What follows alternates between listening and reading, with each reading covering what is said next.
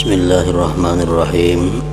Alhamdulillah nahmaduhu wa nasta'inuhu wa nastaghfiruh wa na'udzu billahi min shururi anfusina wa min sayyiati a'malina. May yahdihillahu fala mudilla lahu wa may yudlil fala hadiyalah. Asyhadu an la ilaha illallah wahdahu la syarika lah wa asyhadu anna sayyidana Muhammadan abduhu wa rasuluh.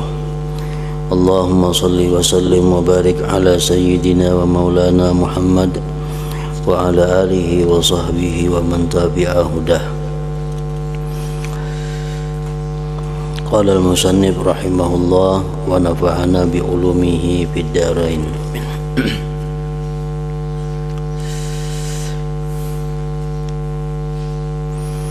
Kemudian secara umum, apabila Anda merenungkan ciptaan Allah yang menunjukkan keagungan dan kemegahan Allah, Anda mau mengheningkan pikir, niscaya Anda mengerti, niscaya Anda mengetahui bahwa Anda juga aku mempunyai Tuhan yang maha kuasa, maha mengetahui, hidup dan berkehendak, melihat dan mendengar dan berfirman. Melihat dan mendengar, berfirman dan bersih, artinya suci dari kebaruan pembicaraan. Maha suci kalam Allah daripada baharu. Kebaruan ilmu dan kekuasaannya maha suci. Ilmu Allah itu baru, maha suci kekuasaan Allah itu baru. Bersih, suci artinya dari setiap sifat kekurangan dan penyakit. Tidak boleh dikenal sifat-sifat baru. Tidak mungkin mengalami apa yang dialami semua makhluknya. Tidak menyerupai makhluknya bagaimanapun bentuknya. Tidak ada sesuatu pun yang menyerupainya. Dia Allah tidak dilingkungi oleh tempat dan arah, tidak ditempati oleh benda baru atau cacat.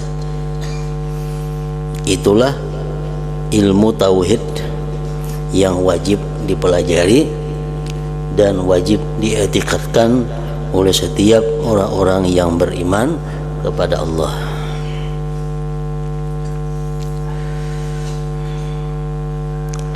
Seterusnya Anda merenungkan mukjizat Nabi Muhammad dan kenabian beliau. Bila kita merenungi mukjizat yang diberikan Allah kepada Nabi, kita memikirkan mukjizat yang diberikan Allah kepada beliau, tentu Anda akan mengerti bahwa beliau adalah utusan Allah. Mengetahui bahwa Nabi Muhammad itu adalah Rasul Allah, orang yang terpercaya, Al-Amin, menyampaikan wahyu Allah. Dan Anda pasti menyadari kebenaran i'tikad orang-orang dahulu yang saleh, salafus saleh, yaitu bahwa Allah Ta'ala bisa dilihat, bisa dilihat oleh manusia kelak di akhirat.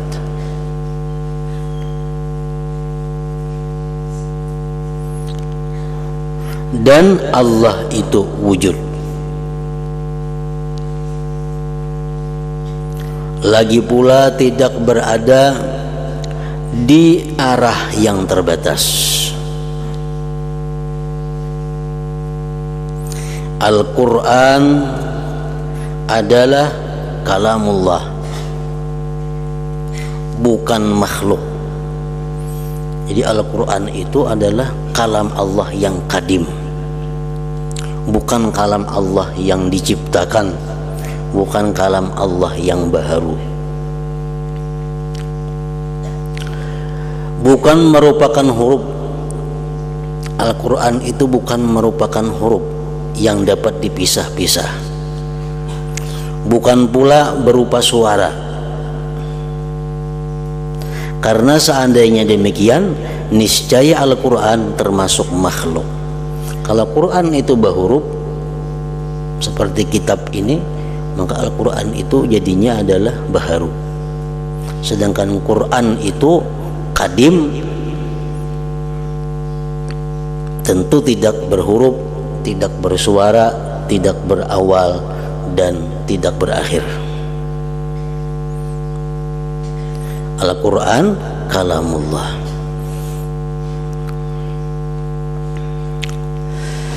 Di dalam alam nyata dunia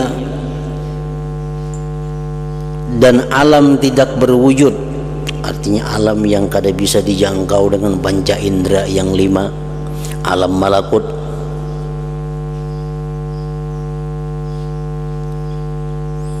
alam dunia, alamul mulki wasyahadah ngarannya, alam yang nyata yang bisa kita lihat, kita raba, kita dengar dengan telinga.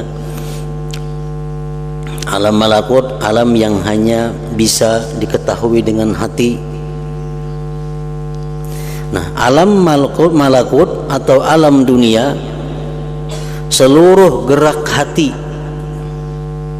lirikan dan tulihan mata, semua berlaku menurut qada dan takdir Allah.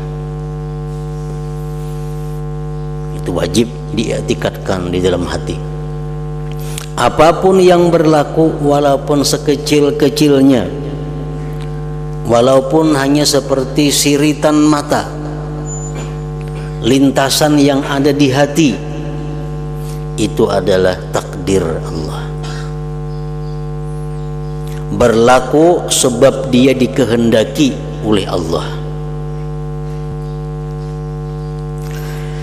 Jadi segala perkara yang bagus menyenangkan, semua hal yang buruk menyusahkan, kemanfaatan dan kemudaratan, iman dan kufur, semua bersumber dari Allah.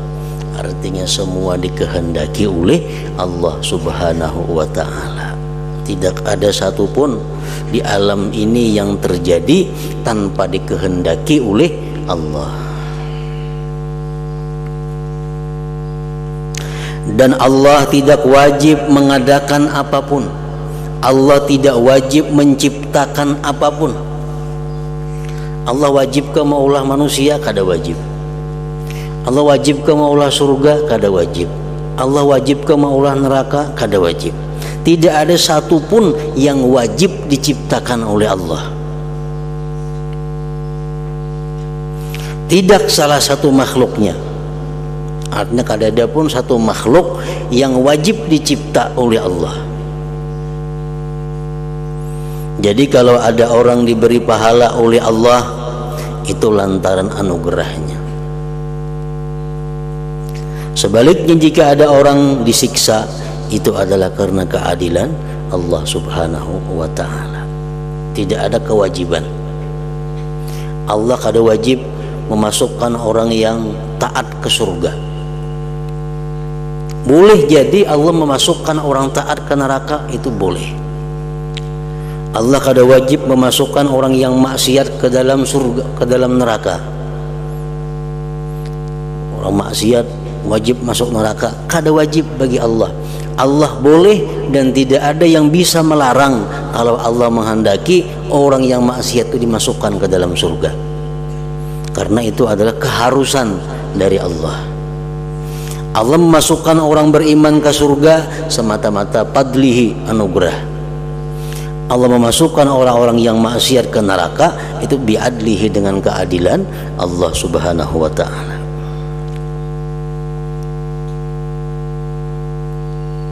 Nah, itu ilmu tauhid juga ngarannya yang wajib dipelajari bagi orang-orang yang hendak menghadap Allah, bagi orang-orang yang hendak beribadah kepada Allah. Anda juga tentu mengetahui kebenaran mengenai persoalan akhirat yang diterangkan oleh Nabi Muhammad sallallahu alaihi wasallam. Kita wajib mempercayai apa-apa yang didatangkan oleh Nabi kita, yang diterangkan oleh Nabi kita, seperti ada penggiringan makhluk Allah dan bangkitnya manusia dari kubur, yaumal ba'thi wan nusyur ngarannya, hari bangkit dan digiring manusia. Itu wajib kita percaya. Adanya siksa kubur, adanya siksa kubur. Dalam kalangan mazhab ahlu sunnah wal jamaah, siksa kubur itu ada, nikmat kubur itu ada. Kita wajib percaya.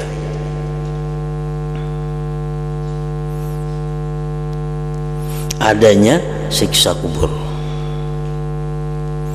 Nah, jadi orang mati begitu dimasukkan ke dalam kubur, nah orang ini sudah berpindah alam dari alam nyata dunia kepada alam barzakh. Alam barzakh itu adalah bagian daripada alam malakut. Yang kadang-kala dilihat dengan mata, kadang-kala didengar lawan telinga.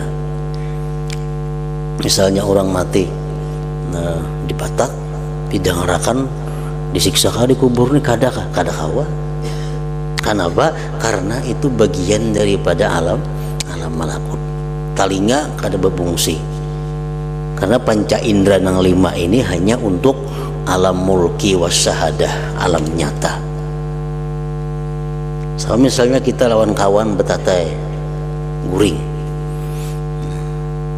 Kalau kawan kita guring, kemudian kita bangun. Kawan kita ini datang guring, kita mimpi dipukuli orang, mimpi disasahi orang gila. Tahulah kita di pinggiran melihat, kita nggak ada tahu. Kenapa? Karena beda alam. Kita di alam nyata, di alam mimpi. Kawan kita nang guring kita mimpi makan nang nyaman-nyaman. Mimpi macam-macam rame-rame, kita nang dihiga kaulah mengetahui kada kawa. Nah, itu contoh bahwa alam barzakh kepada kita seperti itu. Kayak apapun nikmatnya orang dalam kubur, kada kawa kita lihat dengan mata, kada kawa didengar lawan telinga. Bagaimanapun siksa di kubur, kayak itu juga kita kada kawa mendengar, kada kawa melihat. Tetapi kita wajib percaya karena itu dijelaskan oleh Rasulullah sallallahu alaihi wasallam. Adanya pertanyaan malaikat munkar dan nakir, adanya timbangan amal, adanya jembatan yang melintang di atas neraka jahanam. Semua masalah yang disebutkan ini telah menjadi i'tiqad yang diyakini oleh para orang terdahulu yang saleh serta dipegangi selama hidup mereka. Masalah-masalah ini telah pula disepakati oleh ulama sebelum munculnya berbagai bid'ah dan bermacam-macam nafsu, bermacam kesenangan nafsu. Timbul paham-paham yang menyatakan bahwa siksa kubur itu kadada, nikmat kubur itu kadada. Ada yang mengatakan lagi timbangan itu hanya satu istilah daripada keadilan Allah. Kadada wujud timbangan amal itu, karena amal itu kada kau ditimbang jadinya Jadi kada ada timbangan, nang ada hanya keadilan Allah. Namun timbangan itu hanya sebagai simbol daripada keadilan. Nah, itu paham-paham baru, paham-paham yang kada sesuai dengan apa yang dijelaskan oleh orang-orang saleh terdahulu. Semoga Allah berkenan melindungi kita dari mengikuti kesenangan nafsu tanpa ada dalil. Selanjutnya Anda merenungkan tentang perbuatan hati, amal hati yang wajib dan yang dilarang, yang akan dijelaskan dalam kitab ini, supaya Anda mempunyai pengetahuan mengenai gerak-gerik hati. Di dalam kitab ini nantinya akan dijelaskan beliau tentang gerak-gerik hati. Dari mana itu gerak-gerik hati? Apakah itu dari Allah? Apakah itu dari malaikat? Apakah dari syaitan? Apakah dari nafsu? Nah, di situ kayaknya akan ada beliau Imam Ghazali merincikan geritik-geritik hati itu yang mestinya diketahui oleh kita supaya perbuatan kita itu berdasarkan sesuatu yang baik. Timbul misalnya dalam hati kita hendak bersedekah. Dari mana timbulnya hendak bersedekah ini? Bisa dari Allah langsung kepada kita, bisa dari malaikat ikam bersedekah, bisa dari syaitan ikam bersedekah, bisa dari nafsu yang menggelitik hati kita ikam bersedekah. Nah, kita mestinya bisa membedakan mana geritik hati dari Allah, malaikat, nafsu, syaitan. Kalau geritik hati dari Allah, dari malaikat menyuruh kita bersedekah, segeralah bersedekah. Kalau geritik hati kita daripada syaitan, daripada nafsu menyuruh bersedekah, tentu kita kada usah bersedekah. Nah, membedakan geritik hati macam apa itu dari syaitan, sesuatu yang perlu, yang mesti diketahui oleh orang-orang yang hendak beribadah kepada Allah Subhanahu wa taala. Karena bila dari syaitan atau dari nafsu menyuruh kita, apapun bentuk suruhannya pasti ujungnya kada baik. Walaupun awal-awalnya kelihatan baik, nafsu syaitan menyuruh kita bersedekah, menyuruh kita membaca Quran, menyuruh kita beramalan ini itu, tapi itu dari nafsu, dari syaitan. Nah, kayaknya ujungnya kada pahala, kali yang didapat dosa. Karena itulah tujuan daripada syaitan. Nah, jadi perlu waspada dengan apa-apa yang timbul dari hati itu. Kemudian hendaklah Anda mengetahui apa yang Anda butuhkan buat dikerjakan, seperti bersuci. Nah, jadi dalam ilmu tauhid nang kayak tadi nang perlu kita kaji. Ada sebanyak-banyak ilmu tauhid dikaji. Cukup kayak tadi. Ilmu tasawuf nang urusan hati nama nang dilakukan, nama nang ditinggalkan.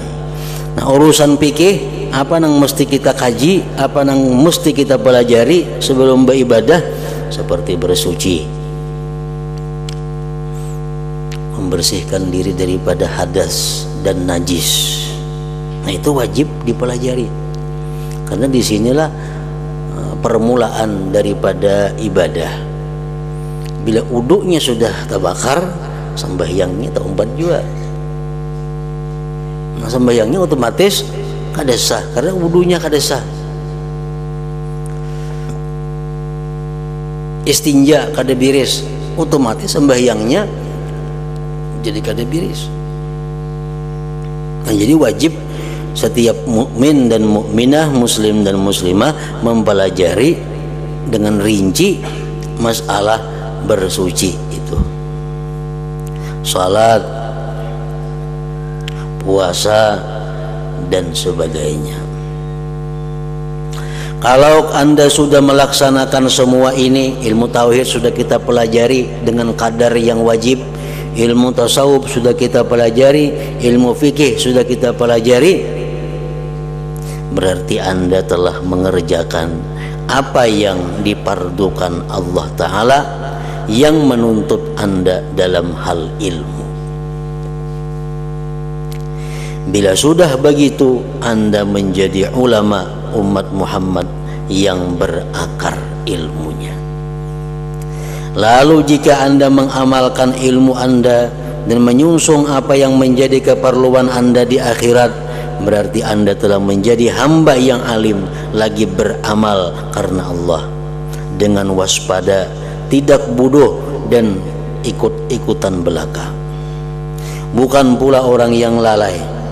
Jadi Anda sudah memiliki kemuliaan yang agung. Ilmu Anda besar sekali nilainya dan bakal memperoleh ganjaran yang besar dari Allah. Anda telah menempuh akabah jalan yang sulit ini dan sudah Anda tinggalkan di belakang Anda. Anda telah memenuhi hak ilmu dengan seizin Allah.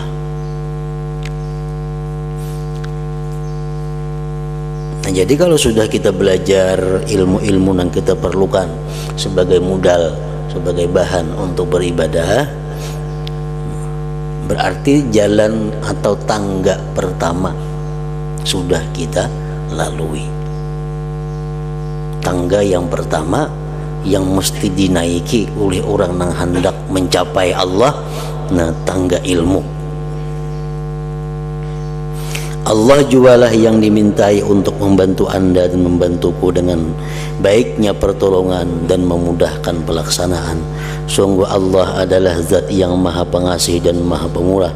Tidak ada daya menyingkir menjauh dari maksiat dan tidak ada kekuatan melakukan ibadah kecuali dengan mendapatkan pertolongan Allah Subhanahu wa taala yang maha luhur dan maha agung. Nah, ilmu sudah beres.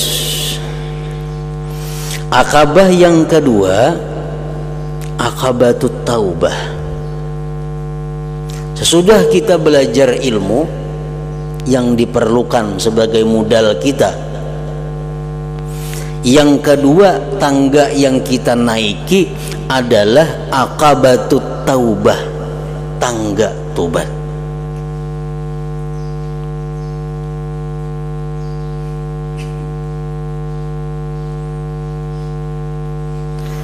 Seterusnya Anda wahai orang yang mencari ibadah harus bertobat kepada Allah.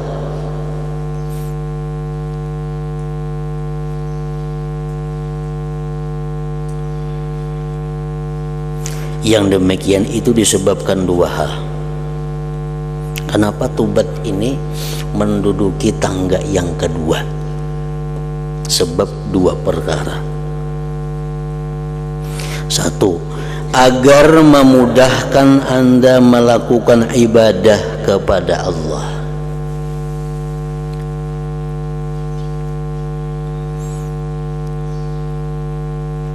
Sebab buruknya dosa itu dapat mengakibatkan terhalangnya taat dari diri Anda dan bisa menimbulkan kehinaan, tidak bisa mendekat kepada Allah. Walaupun kita sudah bisi ilmu yang lengkap, tauhid sudah ada, tasawuf sudah ada, ilmu fikih sudah ada, lengkap sudah. Tapi kalau kita belum tobat kepada Allah daripada dosa-dosa yang dahulu, kita kada akan bisa mengamalkan ilmu itu. Kita kada akan bisa melaksanakan taat yang diterangkan, dijelaskan oleh ilmu itu. Sebab dosa-dosa yang kita lakukan itu menghalangi diri kita untuk berbuat taat kepada Allah Subhanahu wa ta'ala.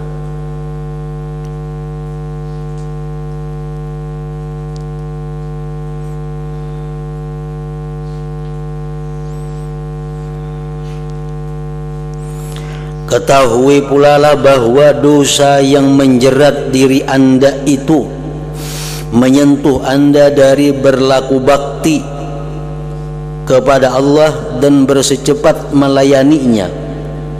Karena beratnya dosa dapat mencegah ringannya diri untuk melakukan kebaikan dan gairah berbakti kepada Allah.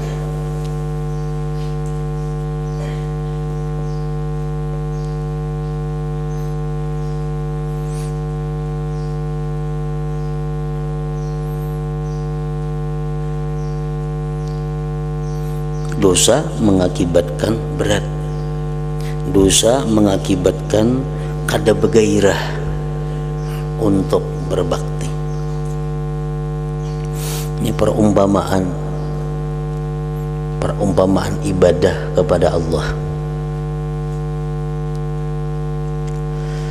Kita dibawai orang beilang lawan seseorang.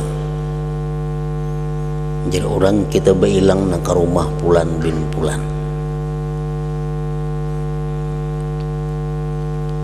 Di situ banyak makanan, macam-macam buah-buahan lengkap. Mun kita beilang ke situ kita nyaman. Nah, kalau kita ini bersih, kalau kita ini normal, tentu kita dengan segera mau diajak beilang kepada orang tersebut. Tentu kita dengan senang hati kita beilang karena sidin undang umpamanya. Dengan senang hati kita dengan segera, dengan bergairah kita beilang ke rumah sidin itu. Karena di situ macam-macam hidangan, macam-macam hadiah disediakan. Tetapi kalau kita ini musuh lawan sidin, kita dibagi orang beilang ke rumah sana, nah tuh orang bagi duit situ, bagi makanan macam-macam, asik kita beilang situ. Kita nih musuh lawan sidin,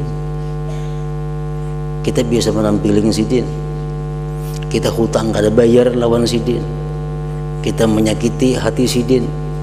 Nah, tentu kita beilang ke rumah sidin tuh malas. Tentu kita beilang ke rumah sidin tuh kulir. Kenapa? Karena kita ada masalah lawan sidin. Karena kita ada kesalahan-kesalahan yang belum kita biriskan lawan sidin. Kayak apa banyak nyamannya di sana, hidangan-hidangan disediakan, kita dibawa kawan malas, ada bergairah. Kenapa? Supan, takutan bertemuan sidin karena banyak salah.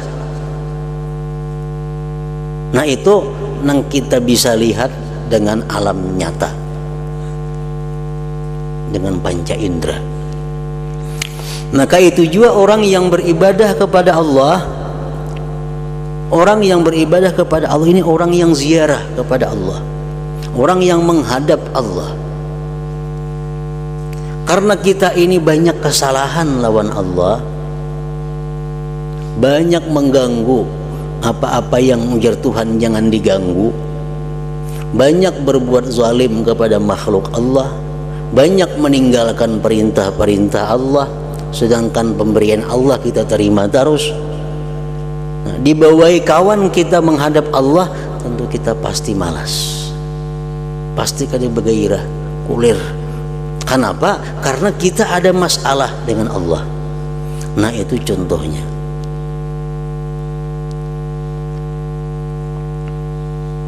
Nah, jadi dosa tadi menghalangi kita untuk taat kepada Allah.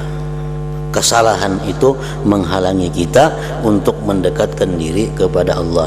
Makanya sesudah kita belajar ilmu yang wajib kita tuntut, langkah kedua yang kita tempuh adalah tobat dulu. Nah, tobat. Kalau sudah kita lawan orang itu berilaan, sudah bersalaman, sudah meminta halal, orangnya dengan senang hati menghalalkan, orangnya dengan senang hati menyambut kedatangan kita minta maaf, orangnya sudah melepaskan segala kesalahan kita, nah, kita anggap kesalahan itu kadada, bersih sudah kita lawan orang itu. Nah, diundang orang kita ke rumahnya, tentu dengan senang hati kita datang ke rumah itu. Kenapa? Karena sudah kadada lagi masalah. Nah kayak itu juga orang yang tobat daripada dosanya, kalau tobatnya diterima, maka dengan lapang hati, dengan gairah yang tinggi, orang itu akan melaksanakan ibadah kepada Allah.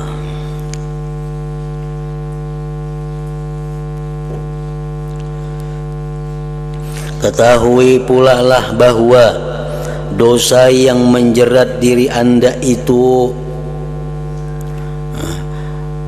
menyentuh Anda dari berlaku bakti kepada Allah dan bersecepat melayaninya, Karena beratnya dosa dapat mencegah ringannya diri untuk melakukan kebaikan dan gairah berbakti kepada Allah.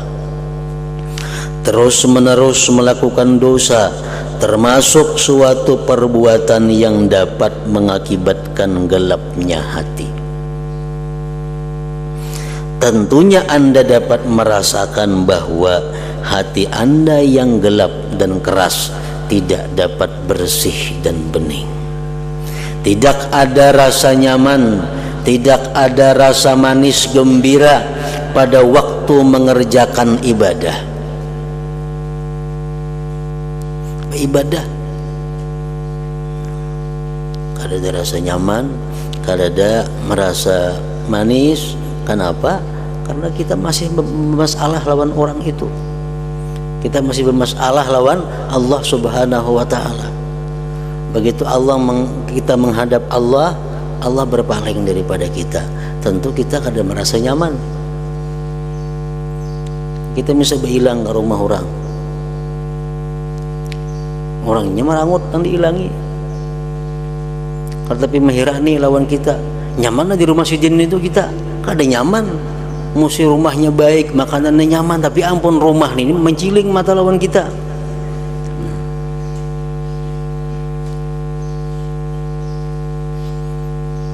Nah kayak itu jo orang nang banyak dosa, kalau dipaksa taatnya kada nyaman.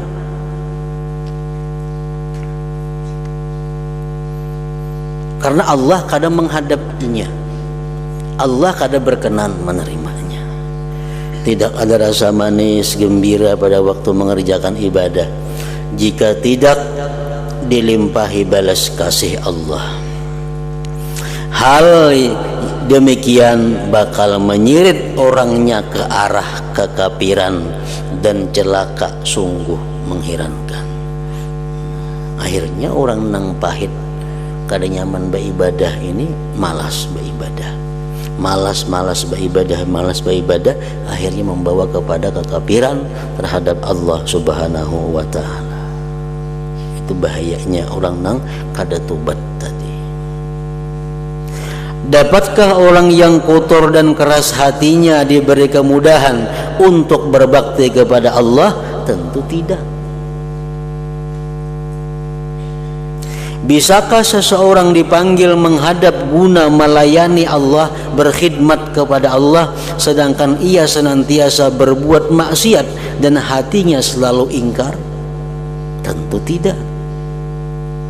Bisakah seseorang diberi kesempatan untuk menghaturkan pengaduan kepada Allah sementara ia berlumuran dengan najis dan kotoran dosa? Tentu tidak.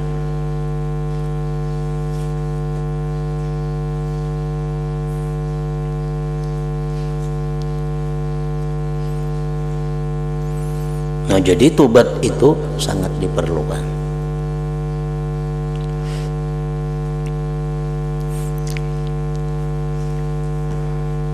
Dan tobat itu kadang menunggu waktu, tobat itu kadang menunggu tempat.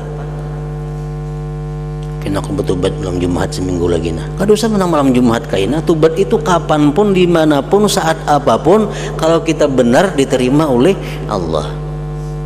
Di manakah? Kalau kita bujuk-bujuk tobat diterima oleh Allah, karena tobat itu perbuatan hati, kada perlu banyak waktu, kada perlu tempat.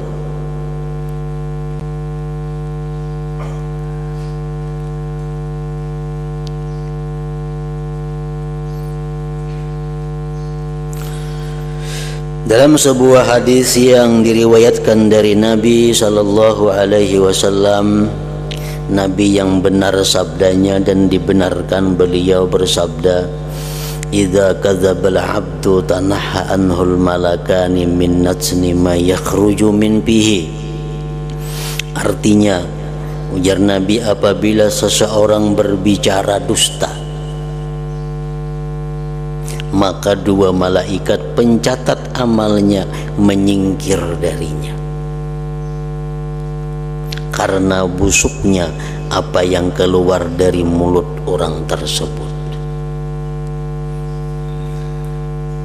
Malaikat in bekisarnya kalau kita berdusta, karena kalimat dusta itu adalah pada alam malakut merupakan sesuatu yang sangat busuk baunya.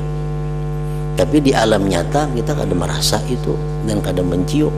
Tapi di alam malakut, orang-orang yang punya hatinya yang tajam, mereka bisa mengetahui itu.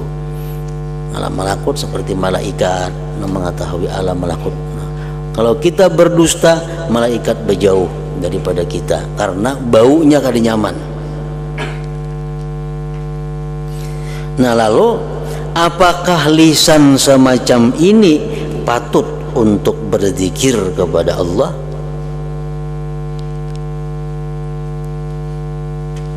Mulut nang kita berdusta tadi bau, dan bau terus menerus sampai kita tubat. Sampai kita tubat kepada Allah, tubatnya diterima, hanya hilang bau kada nyaman itu. Nah, mulut nang bau kayak itu, mulut nang bau kada nyaman itu, bau busuk itu, apakah patut dibawa berzikir kepada Allah? Tentu kada mau. Kita hendak sembahyang hanya bersiwak, kita bangun guring hanya bersikat gigi supaya bau mulut nyaman. Nah, itu alam nyata, alam zahir dunia. Nah, untuk alam malakut, membersihkan mulut kada lawan udul sikat gigi, kada lawan siwak. Nah, membersihkan mulut di alam, untuk urusan alam malakut itu adalah dengan tobat daripada dosa-dosa yang keluar di mulut. Kita berzikir, mulut kita berbau, kayak apa Allah menghadapi? Malaikat aja berjauhan. Pada orang berzikir mesti malaikat datangan. Ini kada berjauhan. Kenapa? Mulut nang berzikir ini bau. Kenapa bau? Bakas berbuat nang haram mulutnya, belum tobat kepada Allah Subhanahu wa taala. Nah, makanya dalam wudu, dalam kita berwudu itu dicontohkan, diajarkan. Sebenarnya berwudu itu bukan hanya mensucikan hadas, tetapi hendaknya mensucikan dosa. Supaya dengan berwudu itu kita bukan hanya suci hadas kita, tapi suci juga batin kita daripada dosa. Kita baku kumur, itu kan berwudu, baku kumur itu simbol daripada membersihkan dosa-dosa di mulut.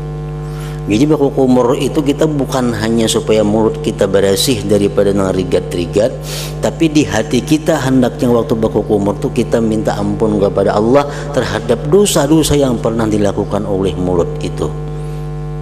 Nah, makanya ada hadis Nabi kan yang mengatakan bahwa bila kita baku kumur, maka kita luak ke kumur itu, maka dosa-dosa di mulut akan keluar beserta air ke kumur itu. Yang ditaguk punya kumur, taguk dosa kayaknya diluak.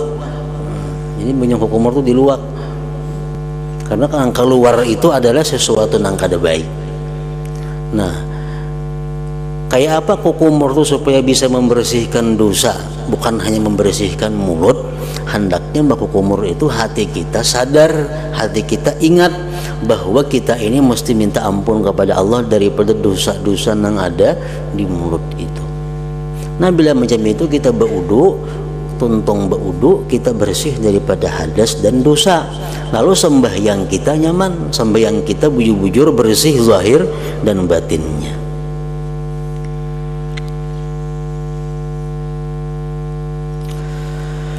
Jelaslah bahwa orang yang terus-menerus melakukan dosa itu pasti tidak dapat memperoleh pertolongan Allah. Dan anggota tubuhnya tidak bisa ringan buat mengerjakan ibadah. Jangankan orang nang berbuat dosa ini, kita nang di sampingnya tak umpat juga. Kita nih beribadah misalnya sembahyang atau bebacaan, tapi betata kita ini orang nang katuju berdusta, nang inya kada tubat, kita pun tak umpat kada nyaman beribadah itu. Tak umpat rasa muyak beribadah, tak umpat rasa bosan beribadah. Padahal kita baik-baik aja, cuma orang kiri kanan kita ini nang kada baik. Jadi kawan kiri kanan muka belakang itu sangat mempengaruhi dengan ibadah yang kita lakukan ini. Kita sembahyang kada khusyuk kada, kada mengerti kada napa nang kita baca sembahyang nih. Tapi karena orang kiri kanan nih orang nang husuk kepada Allah, kita dapat merasakan husuk itu. Padahal kita kada paham napa nang kita baca. Tapi karena kiri kanan kita orang nang baik, nang mengerti, nang husuk, maka berkah keduanya ini kita akan dirasakan oleh Allah kehusukan itu. Nah kayak itu juga orang nang sembahyang kada kakaruan kiri kanan kita, walaupun kita husuk kita umpat juga kada karuan. Kenapa? Karena dikelilingi oleh orang nang kada baik itu.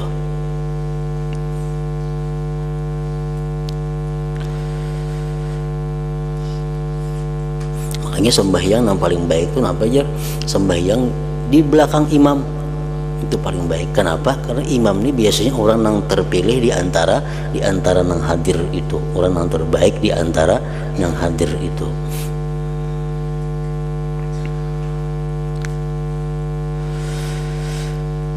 Kalaupun sesekali sanggup juga mengerjakannya itu tentu dengan bersusah payah. Orang yang kebanyakan berisi dosa nih, sanggup juga sembahyang, sanggupnya juga berzikir, tapi susah payah inya, tapaluh inya.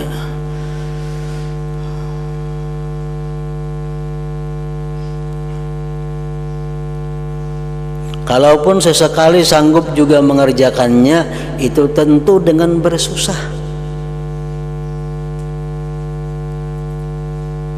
Ya aku mengangkut pasir sejam pada baca Quran sejam. Asal apa baca Quran sejamnya pada mengangkut pasir bulang bulik sejam. Kenapa? Karena orangnya kebanyakan dosa. Sejam itunya berzikir asa dipukuli orang. Kada senyaman gak ada.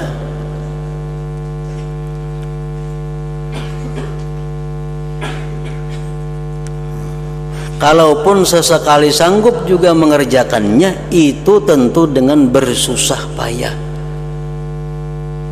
Sama sekali tidak terasa manis dan tidak bersih. Semua itu disebabkan oleh buruknya maksiat dan meninggalkan tobat. Benarlah orang yang mengatakan, manakala engkau tidak mampu melakukan salat malam, manakala engkau tidak mampu melakukan tahajud dan berpuasa di siang hari, maka ketahuilah bahwa engkau sebenarnya diikat oleh kesalahanmu, dosamu. Apalagi sembahyang tengah malam. Sembahyang tengah malam itu tamu khusus Allah Subhanahu wa Ta'ala. Orang yang sembahyang sunat di tengah malam itu tamu istimewa Allah. Kada kawa sembarangan manusia masuk ke situ. Makanya orang yang sedikit saja bisa dosa kada kawa sembahyang malam. Apalagi banyak bisa dosa makinnya. Nah jadi kalau sembahyang fardu, sembahyang duha itu orang-orang umum, siapapun bisa melaksanakannya. Tapi kalau orang sembahyang tengah malam itu orang-orang yang khusus, orang-orang yang istimewa yang dipilih oleh Allah untuk berkhidmat munajat kepadanya. Jadi itu kada sembarangan manusia nang kawa aktif, nang kawa rutin sembahyang malam, kecuali orang-orang yang bersih daripada dosa.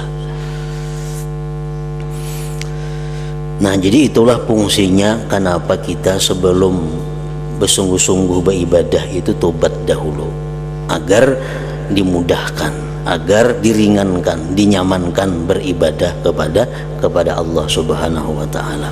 Nah yang kedua, kenapa kita mesti tobat? Agar ibadah diterima oleh Allah Subhanahu wa Ta'ala. Nah hingga situ.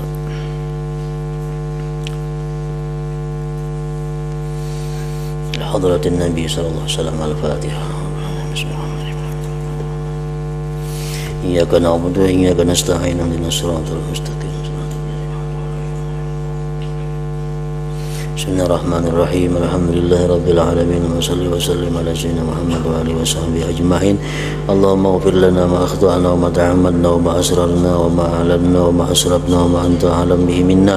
Antal muqaddim wa antal muakhir, la ilaha illa anta. Allahumma anfa'na bima 'allamtana wa 'allimna ma yanfa'una wa zidna fahman wa ilman wa amalan wa hudan wa taufiqan bi rahmatika ya arhamar rahimin. Sallallahu ala sayyidina Muhammadin wa ala alihi wa sahbihi wa sallam, walhamdulillahi rabbil alamin.